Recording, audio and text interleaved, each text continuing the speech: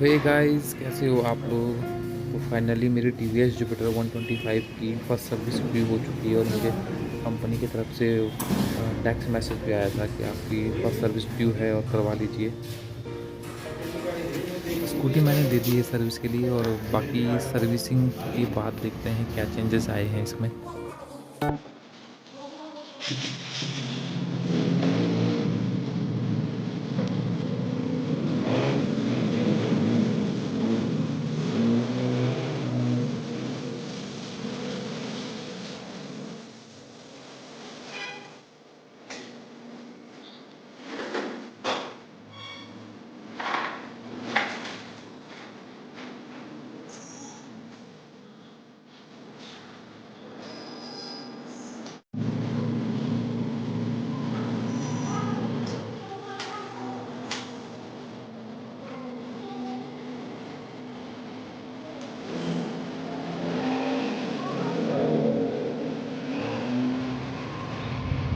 Servicing करवाने के बाद मेरा टोटल सर्विसिंग का चार्ज था 470 रुपये।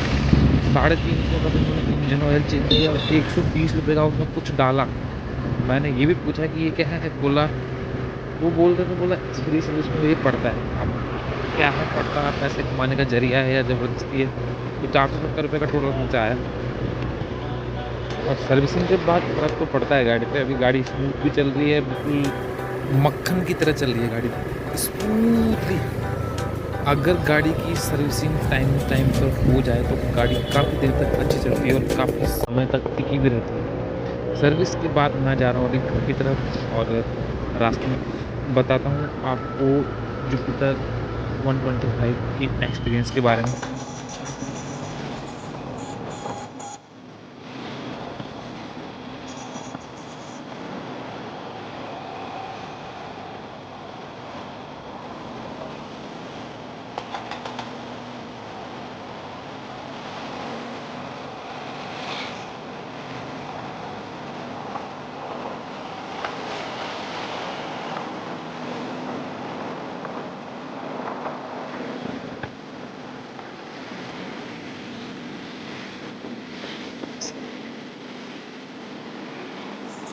तो दोस्तों फाइनली मैं आ चुका हूँ अपनी टीवीएस जुपिटर की फर्स्ट सर्विस करवा के। तो ये इस स्कूटी की फर्स्ट सर्विस थी। तो जब हम स्कूटी लेते हैं तो स्कूटी के साथ 6 फ्री सर्विस मिलती है। पहली सर्विस तो 1 से 2 महीने के अंदर करवानी पड़ती है, उसमें कुछ किलोमीटर्स भी होते हैं। दूसरी सर्विस फिर 6-6 महीने बाद, टू व्हीलर कोई भी हो फिर 6-6 महीने बाद फिर सर्विस करवानी पड़ती है। तो ये पहली इसकी फर्स्ट सर्विस थी। तो फर्स्ट सर्विस करवाने के बाद थोड़ा सा फ़र्क पड़ा, वो भी आवाज़ में। इतना फर्क नहीं पड़ा आवाज़ में, स्मूथ तो चल ही रही है अभी भी। 50 किलोमीटर प्रति लीटर के हिसाब से इसने मुझे माइलेज दिया। 300 के पेट्रोल में कम से कम ये 150 किलोमीटर के आसपास चल जाती है। 150 किलोमीटर से भी ऊपर चलती है ये। तो 150 किलोमीटर, अभी पेट्रोल की कीमत 95-96 रुपये के आसपास है उत्तराखंड में। तो 95-96 रुपये के हिसाब से कितना 300 में 3 लीटर के आसपास पेट्रोल आता है और 150 से ऊपर किलोमीटर चलती है।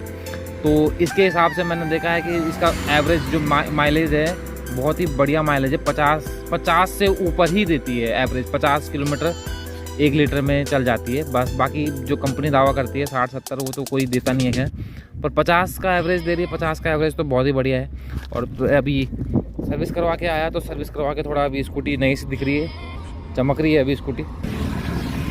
और टीवीएस जुपिटर जो 125 नई निकली जिसमें पेट्रोल डालने सिस्टम आगे से है और टंकी इसकी फुटवॉक के नीचे है। तो बहुत लोगों के अंदर अभी भी सवाल है, बहुत लोगों ने सवाल किए और कई अभी भी लेने के लिए इसे झिझकते हैं। झिझक इसलिए रहे हैं क्योंकि इसकी पेट्रोल की टंकी पाँव के नीचे है और पेट्रोल डालने का आगे से है। तो अभी अगर पेट्रोल की टंकी नीचे इन्होंने आगे की है तो उसका फ़ायदा ये हुआ है हमको कि इन्होंने सीट के नीचे बहुत बड़ा स्पेस दे दिया है। जो सीट के नीचे पहले एक हेलमेट रखने का स्पेस आता था, तो अभी हम 2 हेलमेट आराम से रख सकते हैं। और शॉपिंग करने के लिए अगर कहीं जाते हैं मार्केट में छोटी मोटी शॉपिंग, तो कम से कम एक बैग का सामान तो पूरा उस डिग्गी में आ जाता है। साग सब्जी लेने के लिए पूरी साग सब्जी डिग्गी में आ जाती है। और अगर बाई चांस आपके पास बैग भी है तो बैग आपके पाँव के बीच में आ जाएगा बैग। तो पूरा 2 आदमियों का सामान तो इसमें आराम से आ जाएगा। और मैं भी जब शॉपिंग करने जाता हूँ तो मैं इसको लेके शॉपिंग करने के लिए जाता हूँ फैमिली के साथ। और सामान काफ़ी ज़्यादा आ जाता है इसमें, सब्जी पूरी डिग्गी के अंदर आ जाती है। और बाकी कुछ अगर ज़्यादा सब्जी है तो फिर आगे भी आ जाती है सब्जियाँ। तो फर्स्ट सर्विस कराने के बाद तो एक्सपीरियंस तो अच्छा ही रहा मेरा। अभी तक मैंने चला लिए 500 के आसपास किलोमीटर चला लिए मैंने। तो फर्स्ट सर्विस यही है इसकी, 500 किलोमीटर पहली सर्विस है इसकी 2 महीने के अंदर। और क्या चाहिए स्कूटी में, 2 व्हीलर में आदमी यही सोचता है, यही चाहता है यार कि वो अच्छा माइलेज दे, अच्छा कंफर्टेबल लगे रहे फैमिली के लिए, सामान ठीक ठाक आ जाए उसमें, और स्मूथ राइडिंग है इसकी। ना मैं TVS के शोरूम में काम करता हूँ, ना मैं TVS की कंपनी की बड़ाई कर रहा हूँ, पर TVS कंपनी ने जो ये स्कूटर निकाला है बहुत ही बढ़िया स्कूटर निकाला है। मिडिल क्लास के लोगों के लिए, हम जैसे लोगों के लिए बहुत ही अच्छा स्कूटर निकाला है। माइलेज भी बहुत बढ़िया है, सीट सामान का जो स्पेस है सीट के नीचे वो भी अच्छा है। और इसमें बाकी स्कूटी की अपेक्षा ना इसमें जो सीट है, इसमें इसमें 3 आदमी कंफर्टेबल तरीके से बैठ सकते हैं इस स्कूटी में। अनकंफर्टेबल फील नहीं होगा, 3 आदमी बैठते भी है इसमें ना, ठीक ठाक से आदमी, ज़्यादा मोटे आदमी, थोड़ा मिडिल क्लास पतले आदमी, अगर मीडियम टाइप के आदमी बैठे हैं तो 3 आदमी से बैठ जाते हैं। और पुरानी जो स्कूटियाँ TVS की उसमें 2 आदमी ही बैठ सकते हैं।